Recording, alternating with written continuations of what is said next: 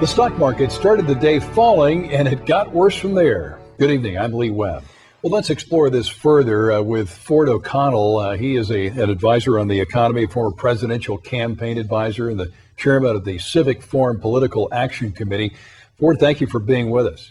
Thank you for having me. We've gotten ourselves in a little bit of a pickle in Washington. The rest of the world in America is paying the price. Yeah. You heard Obama advisor David Axelrod there, and Senator John Kerry also blamed the Tea Party for the downgrading today. The Tea Party patriots say a failure of leadership in Washington was to blame.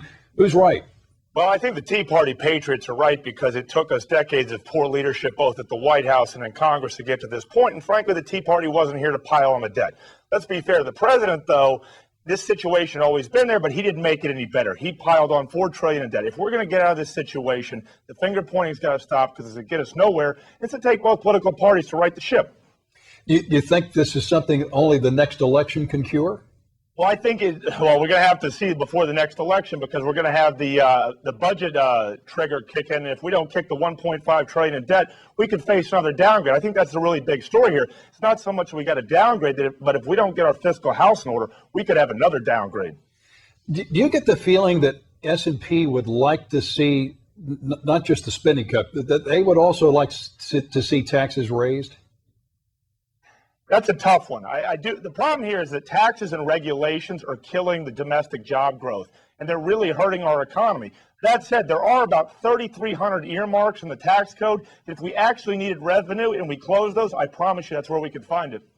Before the downgrade, Treasury Secretary Geithner was rumored to be stepping down. Today it was revealed, as we reported, he will wait until after the 2012 election.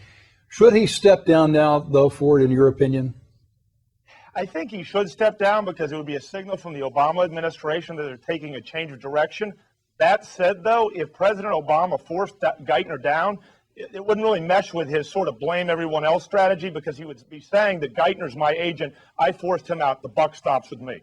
Quickly, there's a little bit of a political pandering situation going on with whether or not Geithner should step down. Quickly, do you think this helps the Tea Party's cause, this downgrading, in the next election? Well, I don't know that it really helps anybody's cause, but they did something right. They got mad, they got organized, they got elected, and they delivered on the campaign promise, and that was to make us hold ourselves accountable for spending. We cannot continue spending when it's 72% of the GDP. If we don't get our fiscal house in order, who knows what's going to happen. Ford O'Connell, thanks for joining us and giving us your opinion.